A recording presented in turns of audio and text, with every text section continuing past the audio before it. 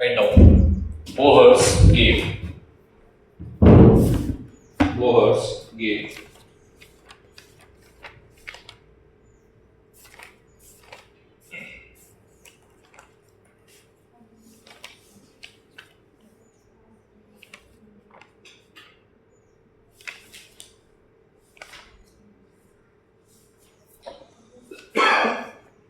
Bohr's gave his model.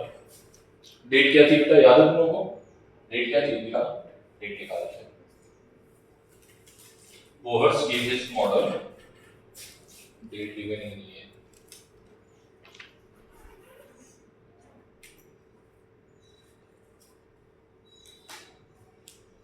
ये 1927 के बाद का मॉडल है, ठीक है? मींस बोहर डेट गिवन नहीं है। आगे बढ़ते हैं।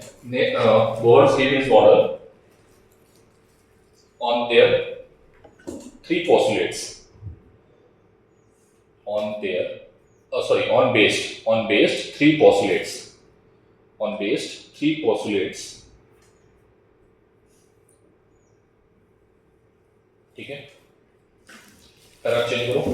Bohr's theory is applicable only for hydrogen. Bohr's theory is applicable only for hydrogen or hydrogen-like atom. Hydrogen or hydrogen-like atom.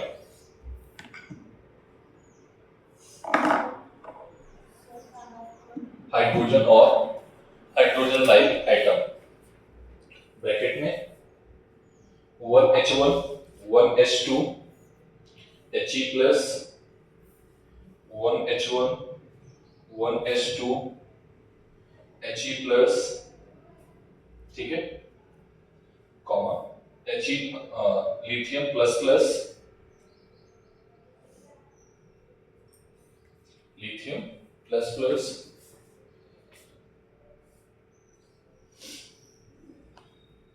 Okay, etcetera.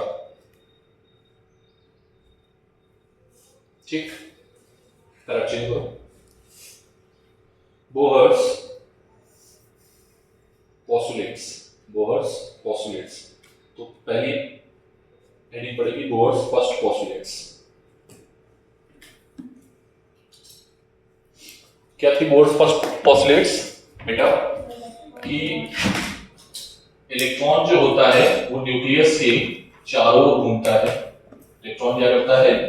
Nucleus के चारों ओर चक्कर लगाते हैं, और जो इलेक्ट्रोस्टैटिक फोर्स है between nucleus and electron, it play as a role of centripetal force.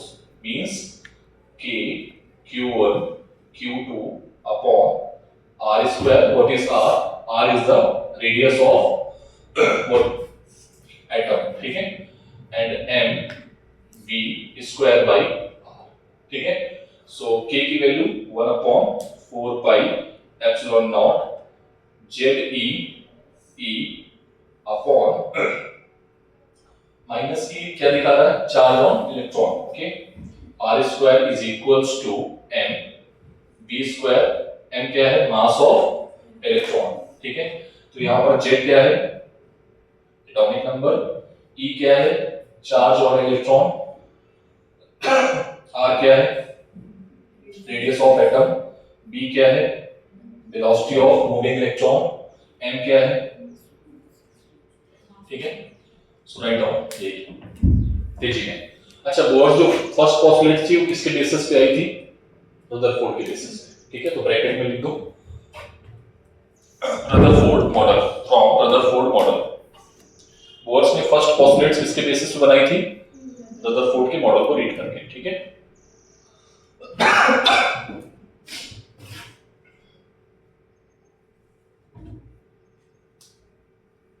लिख पाओगे? मैं बोल दूं, लिखो। फर्स्ट पोस्टुलेट्स क्या थी? इसको बाद में नोट करना, ब्रैकेट में Rutherford model, write down. According to first postulates, comma, inverted comma के अंदर, electrons revolves around the nucleus in certain orbits. Electrons revolve around the nucleus in certain orbits. In certain orbits where electrostatic force between nucleus and electrons, where electrostatic force between nucleus and electron act as a centripetal force. Act as a centripetal force.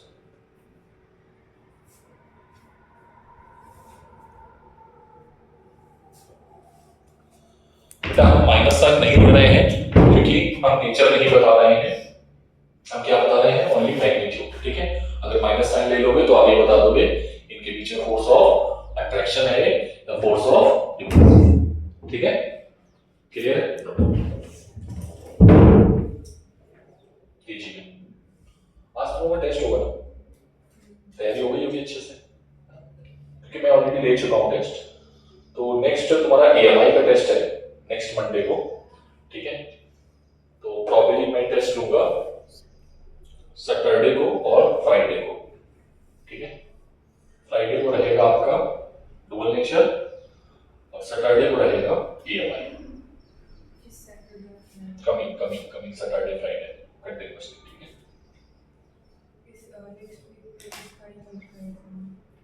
EMI का हाँ तो ठीक है। नहीं बेटा material bank तो आज है। अच्छा फिर से होगा क्या? नहीं,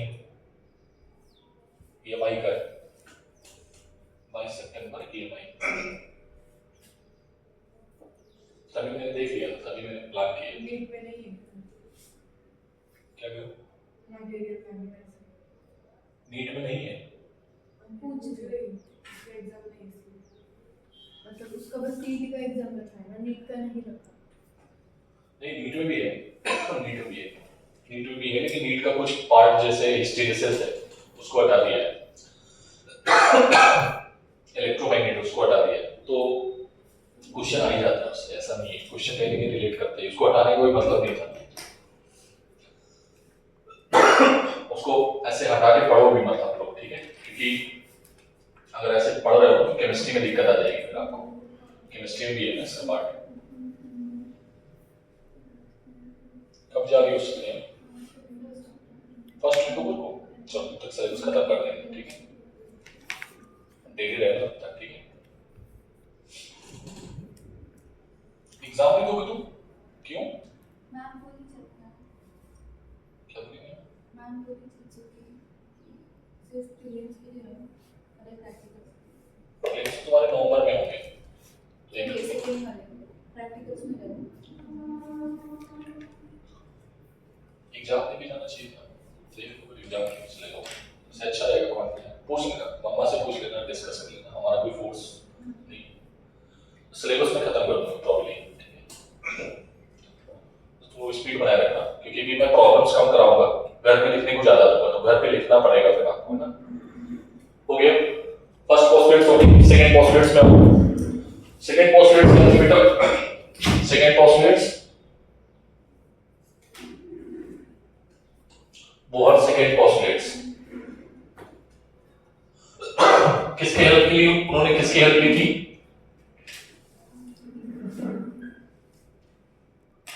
डी ब्रॉगली।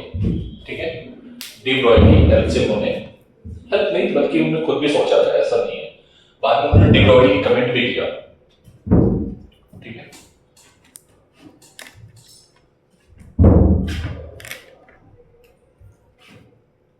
इसी पे डी ब्रॉगली का कमेंट भी आएगा कि हम लोग पढ़ेंगे जब बोहर ने किया था पढ़ाई में। ठीक है, सेकंड पोस्टलेट्स क्या थी कि इलेक्ट्रॉन सभी ऑर्बिट्स में नहीं घूमते हैं, इलेक्ट्रॉन अपनी एनर्जी को रेडिएट नहीं करते हैं। मैंने बताया था ना, इलेक्ट्रॉन को बसंती बोला था। क्या बोला था? बसंती हर जगह नहीं नाचेगी। कहाँ नाचेगी? सिर्फ जहां पे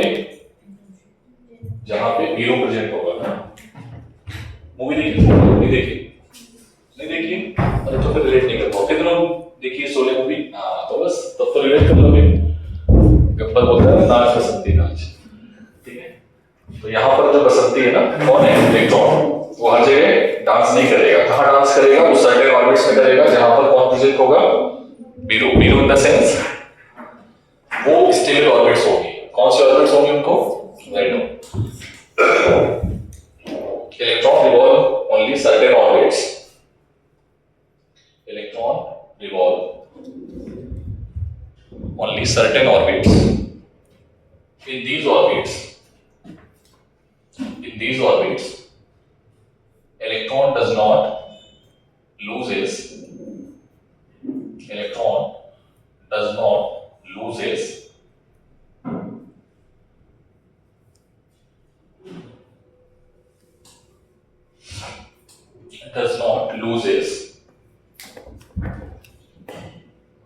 its energy.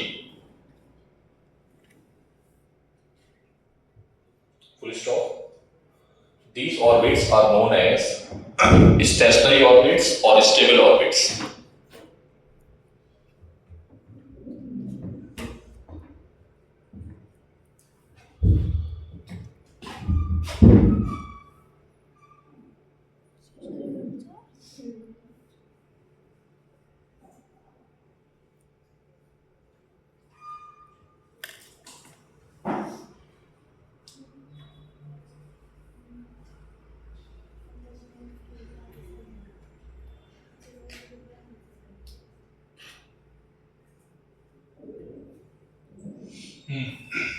Does not loses क्या लिखा? Its energy, and these orbits are called stable or stationary orbit. ठीक है? Full stop. In this orbit, angular momentum of revolving electron will be integral multiple in these orbits. Paragraph change करके बोला था मैंने। Inverted comma के अंदर लिखो जिन्होंने पैराग्राफ चेंज नहीं किया है। तुमने भी नहीं किया? बोला था मैंने पैराग्राफ चेंज करके लिखो। इन्वर्टेड कॉमा के अंदर लिखो in these orbits angular momentum of revolving electron is integral multiple of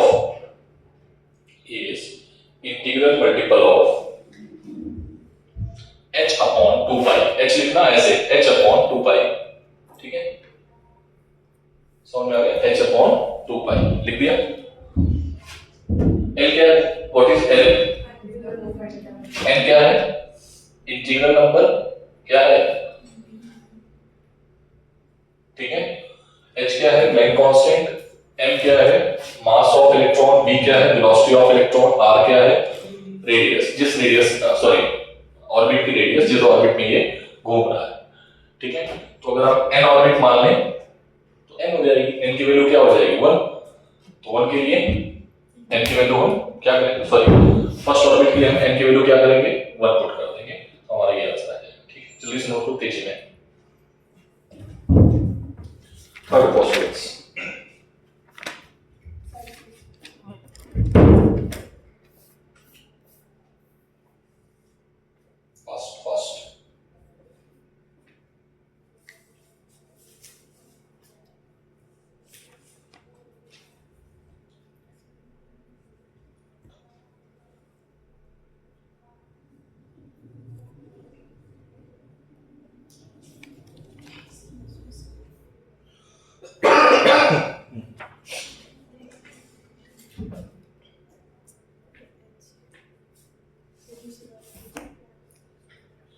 थोड़ा जल्दी करें प्लीज।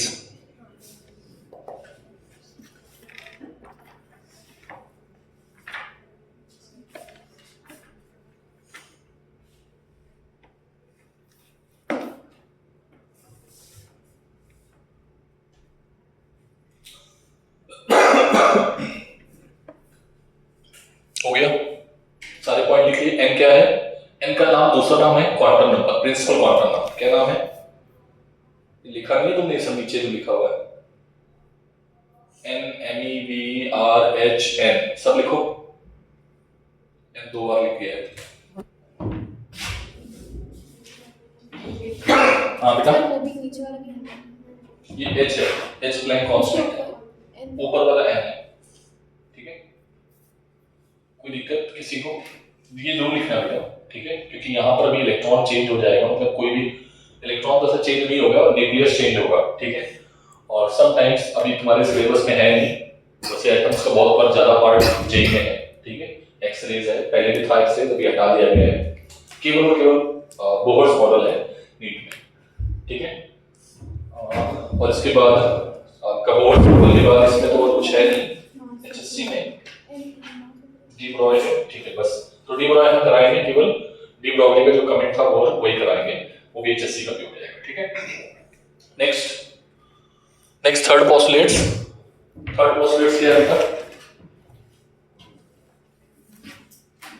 थर्ड पोस्टुलेट्स प्लैंक की हेल्प से लिए उन्होंने, मैक्स प्लैंक, ठीक है। थर्ड पोस्टुलेट्स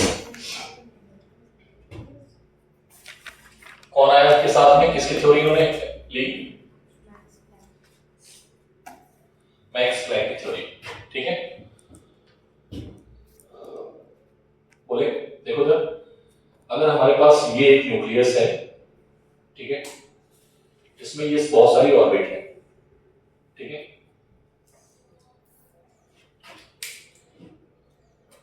ये है E1, ये है E2, ये है E3, ये है E4, ठीक है।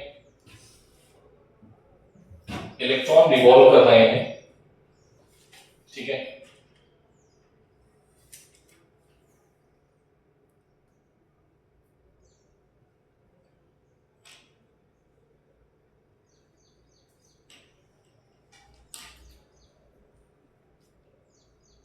सभी में डाल दिए।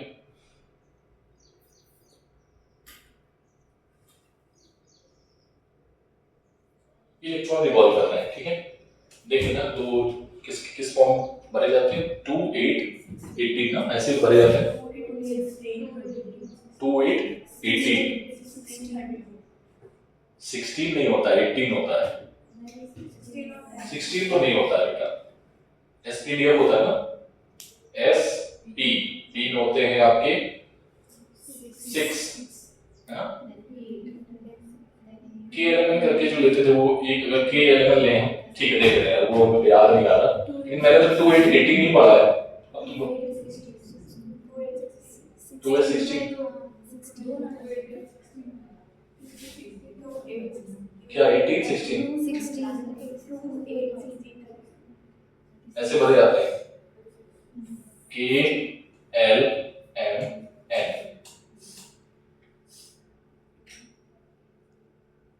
मैंने ये पढ़ा है, बाकी देख लेना तुमको।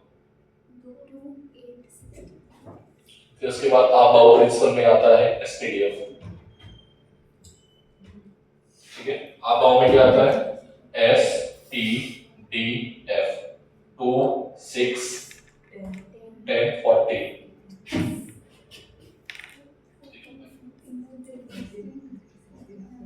इलेक्ट्रॉनिक कॉन्फ़िगरेशन करो कैल्शियम का, कैल्शियम में 20 होता है ना, एटॉमिक नंबर 2 8 कितना बचा? 10,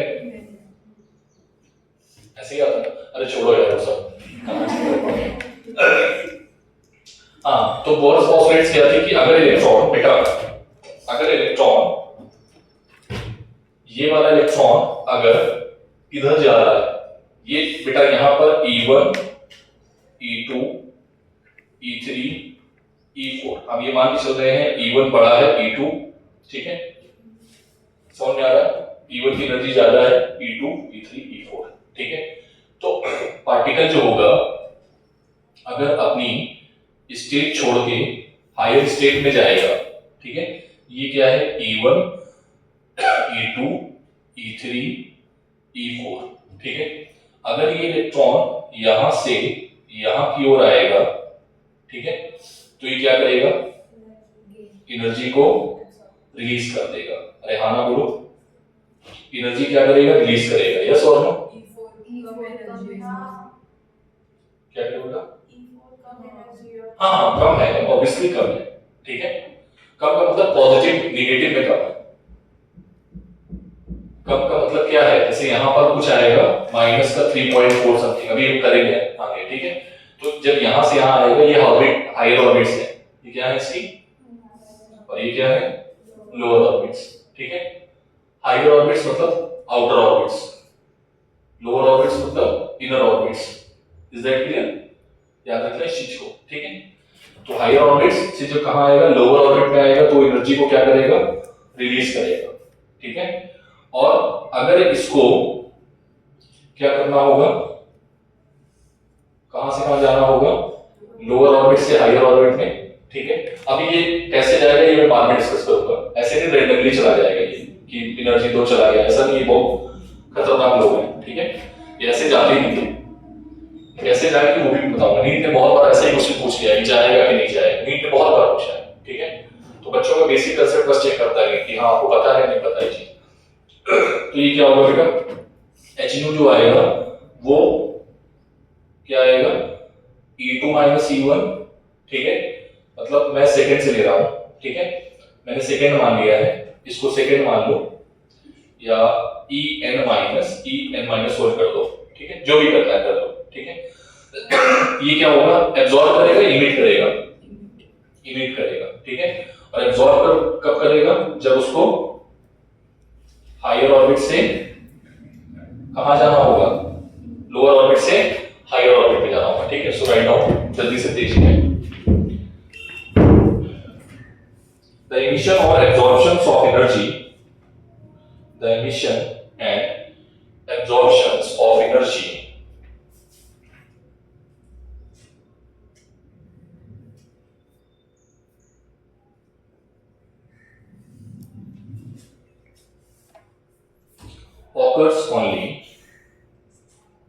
occurs only when an electron jumps from one orbit to another, when electron jumps from one orbit to another. थोड़ा जल्दी देखो, full stop.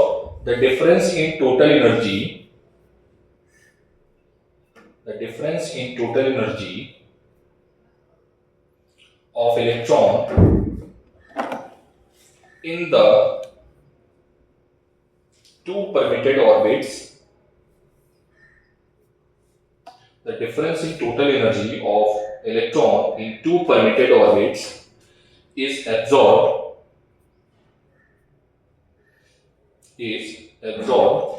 when the electron jumps from inner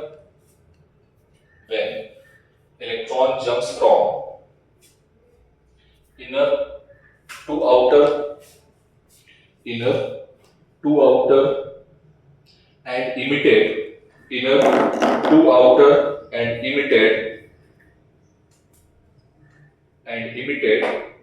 when electron jumps from outer to inner। समझ में आ गई बात? तो inner outer में confusion नहीं होगा, पक्का, ठीक है। एक बार रिवाइज करो और फॉर्मूला लिख लेना, फॉर्मूला लिख लो, डायग्राम बना देना। यहाँ पर E2 माइनस E1 लिख लो, ठीक है। एक ये फॉर्मूला जो लिखना, E2 माइनस E1, E2 क्या है हायर ऑर्बिट, E1 क्या है, E2 outer orbit, inner orbit, ठीक है। HU के आगे C बाई लैम्डा, ठीक है।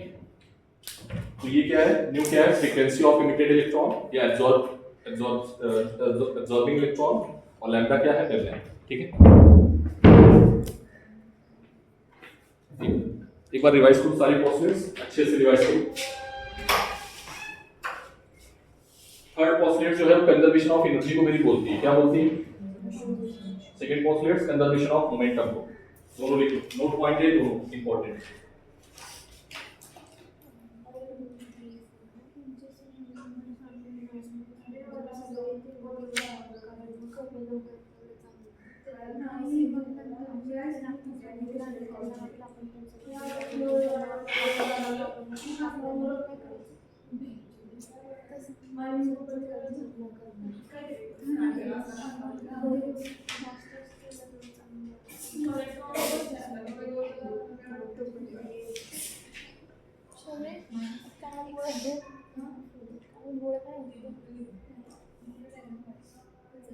दिशा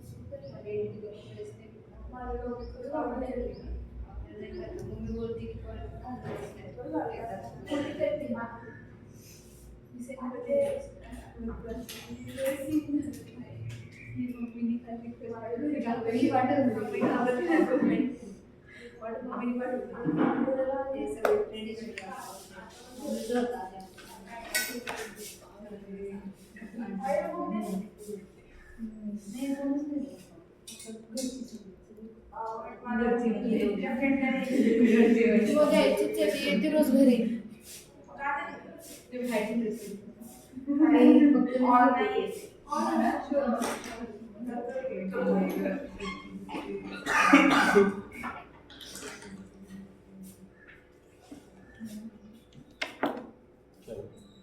लिख लिया, नोट पॉइंट लिख लिया तुमने। First postulate based on, sorry second postulate based on conservation of angular momentum. Momentum कहाँ आया? एंगुलर मोमेंटम आया। सेकंड किस पे बेस्ड है? Second angular momentum, third note point में नोट करो, ठीक है। क्या ये तीनों पोस्टुलेट्स तुम्हें याद रहेंगी? बोलो, क्या ये तीनों पोस्टुलेट्स तुम लोगों को याद रहेंगी? बोलो। अगर याद नहीं रहती हैं तो फिर दिक्कत है, ठीक है। अब इसमें जो हम फॉर्मूले बताने जा रहे हैं, ठीक है, वो तुम्हें याद है तब भी चलेगा, नहीं भी याद है तब भी चलेगा, लेकिन वो बहुत बड़े बड़े कैलकुलेशन में फॉर्मूले आएंगे, ठीक है। तो मुझे लगता नहीं कि तुम वो फॉर्मूले याद कर पाओगे, ठीक है, बट उनके रिजल्ट्स कोशिश करना कि याद रखो, ठीक है, जिससे क्या है न्यूमेरिकल सॉल्व करने में आसानी हो जाती है, ठीक है।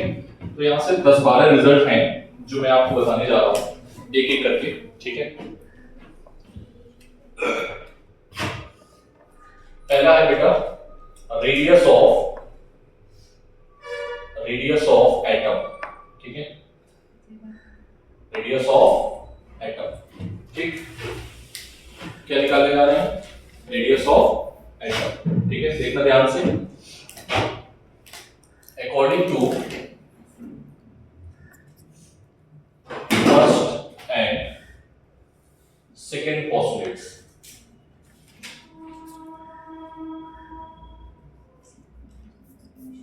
क्या थी first? mv² upon r is equals to k ZE, हाँ Q1 Q2 अपॉन r², कोई दिक्कत? और दूसरी पोस्टुलेट्स क्या थी? And mv is equals to k mh upon, ठीक है। तो बेटा यहां से r इज इक्वल्स टू क्या आएगा? nh upon m v into 2 pi, from equation first क्या हम ऐसे लिख सकते हैं? ध्यान से देखना,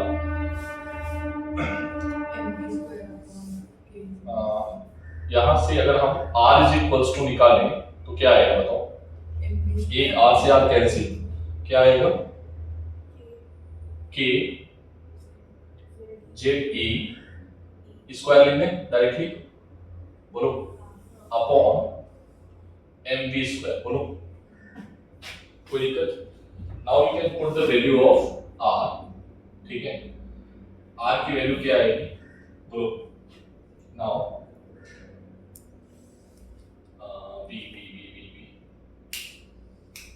ठीक है,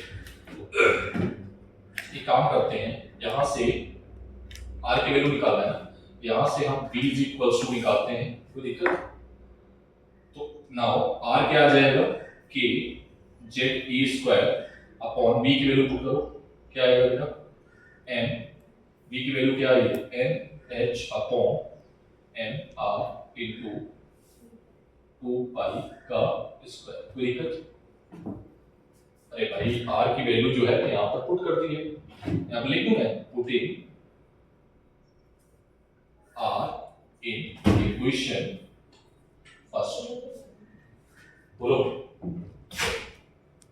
r की वैल्यू यहाँ पर मैंने पुट कर दी है, ठीक है, सॉरी b की मैंने b की पुट की है ना, कहाँ है b, ये है, अच्छा तो ये गड़बड़ लिख दिया, यहाँ से हम इसको इक्वेशन फर्स्ट मानते हैं, ठीक है, इक्वेशन फर्स्ट ऊपर की मानते ठीक है ना, ठीक है, बोलो। अरे मैथ से भाई ये तुम्हें करनी है, हमें जितना याद है वैसे ही इधर उधर करके कर लेते हैं, क्योंकि हमारे पास दो पॉसिबिलिटीज आते हैं, ठीक है, क्लियर? अब यहाँ से आर देखना बेटा, m क्या है, मास ऑफ इलेक्ट्रॉन, मैं यहाँ पर सॉल्व करता हूँ, ध्यान से देखना कितना बड़ा रिजल्ट आ रहा है, मैं मुझे उससे मतलब नहीं है, R K Z E square, what is K, यहाँ पर के क्या है,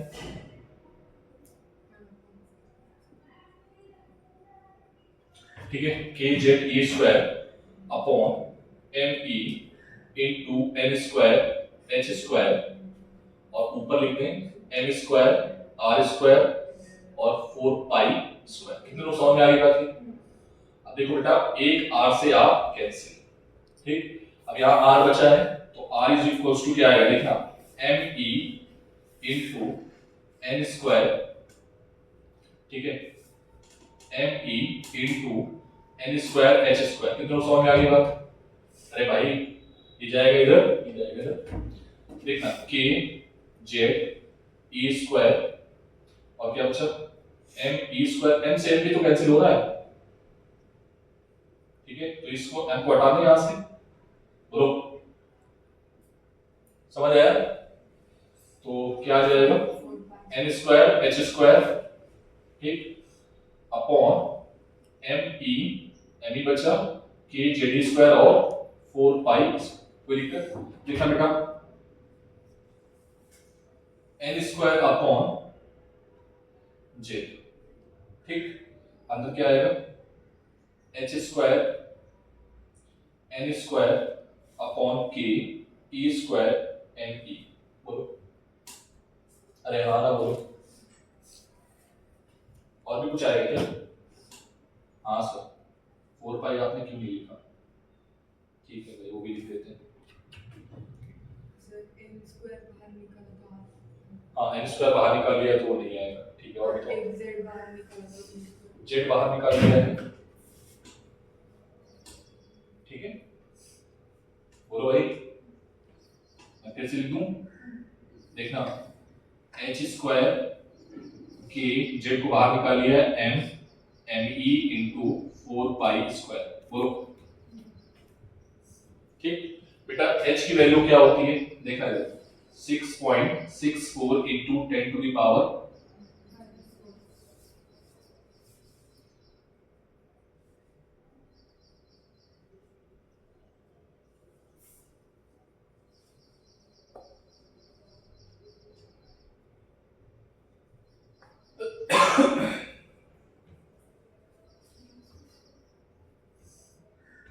ठीक, सारी वैल्यू पुट करते हैं इनटू, साथ में तुम्हें बस इसी से मतलब है, इससे एन स्क्वायर अपॉन, अब जब तुम इतना ही मलबा जो आया है, ये क्या है, ये मलबा है पूरा, ठीक है, इसको तुम जब सॉल्व करोगे then finally you get what you will get 0.529, मुझे बस यही याद रहता है, अरे हाँ ना बोलो भाई, ठीक, तो बेसिकली यहां से इस फॉर्मूले को तुम्हें ध्यान में रखना है,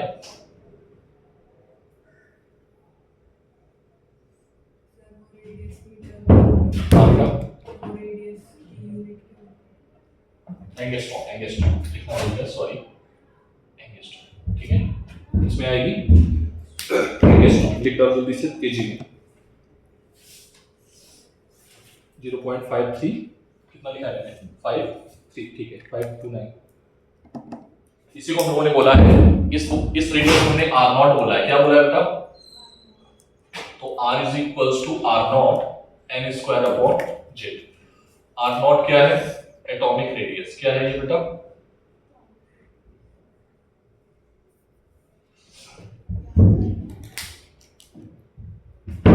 तेजी में, ठीक है, क्योंकि 12 करने हैं, 12 पॉइंट है इसके अंदर में, तो भी 1 पॉइंट हुआ है। अब तुमको क्या याद रखना है, पोस्टुलेट्स, बाकी मलबा नहीं करना है, ठीक है भाई। अगर कोई एचएससी में पूछा जाता है तो फिर आपको करना पड़ेगा, लेकिन एचएससी में शायद नहीं पूछा गया, न्यूमेरिकल आया है, ठीक है। एचएससी में इस चैप्टर से न्यूमेरिकल आने की प्रोबेबिलिटी 90% है। कितने परसेंट, ठीक है, क्योंकि एक ही टॉपिक है।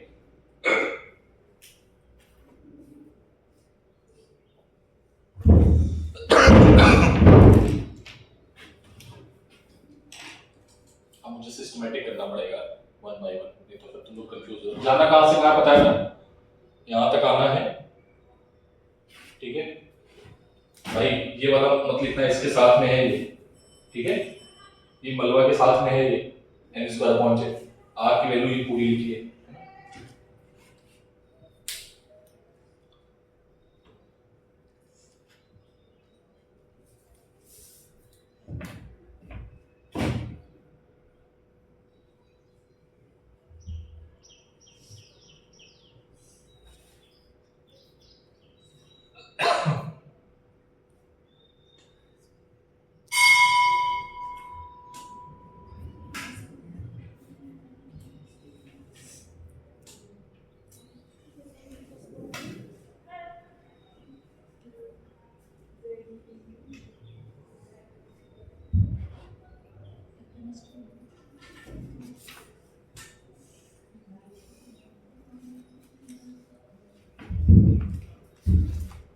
बेटा स्टेबल ऑर्बिट्स कौन कौन सी होती हैं, पहली होगी, पहली के बाद फोर्थ होगी, फोर्थ के बाद 9 होगी, 9 के बाद 16 होगी, ठीक है।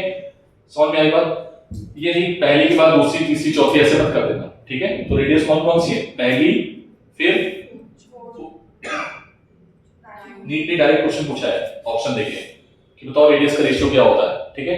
तो आप रेडियस का फॉर्मूला याद रखना, n की वैल्यू पुट कर देना, ठीक है। लेकिन अगर यहाँ पर जेड अगर अलग कर दें, जेड को क्या कर दें, मान लो हीलियम कर दें, क्या कर दें, He प्लस कर दें, तब वहां पर ध्यान रखना कि He की वैल्यू कितनी होती है 2, ठीक है। लिथियम के लिए 3, ठीक है। हालांकि अभी तक गया नहीं है, इस तरीके से क्वेश्चन नहीं पूछा गया नीट ने, मेंस में पूछा है लेकिन नीट में नहीं पूछा है। तो मैं प्रॉब्लली आपको बस यही बता रहा हूँ कि आप ध्यान में रखना, गलती मत करना, ठीक है। टाइम हो गया, कल हम लोग बिना बात किए, ठीक है, जल्दी जल्दी खत्म करेंगे इस टॉपिक को, कल ही खत्म करना है एनी हाउ, ठीक है। फिर हम लोग न्यूक्लियस में आ जाएंगे, ठीक है। तो मैं आज कुछ लिखने को दूंगा तो तुम लोग लिख लोगे सारी चीजें, बोलो, ठीक है। घर पे लिख के लाओ, जो भी मलबा है घर पे लिख के लाओ, ठीक है। और मैं समझाने वाला जो काम है, जो बचा हुआ काम है, वो मैं यहाँ पर करवा दूंगा, ग्राफ राफ का।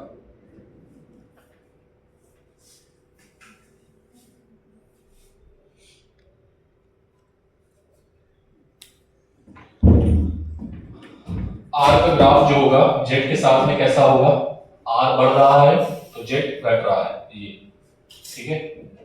आर का एन स्क्वायर के साथ ग्राफ कैसा होगा, एन स्क्वायर पैराबोलिक है तो ये हो जाएगा, ठीक है। अगर हम एन स्क्वायर का ग्राफ ड्रॉ कर रहे हैं तो वो स्ट्रेट लाइन हो जाएगा, ठीक है।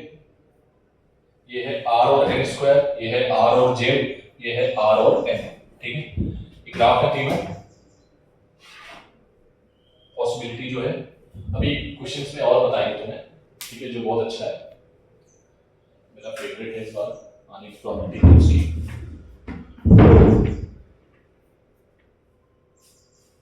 मुझे याद दिलाना है क्वेश्चंस में छूटेगा, ठीक है। तो फिलहाल के लिए भी इतना ही रखते हैं, फिर हम लोग कल पढ़ेंगे speed, momentum, angular momentum, torque, ठीक है, फ्रीक्वेंसी, एंगुलर फ्रीक्वेंसी, एनर्जी, सब पढ़ेंगे, ठीक है। 12 पॉइंट है।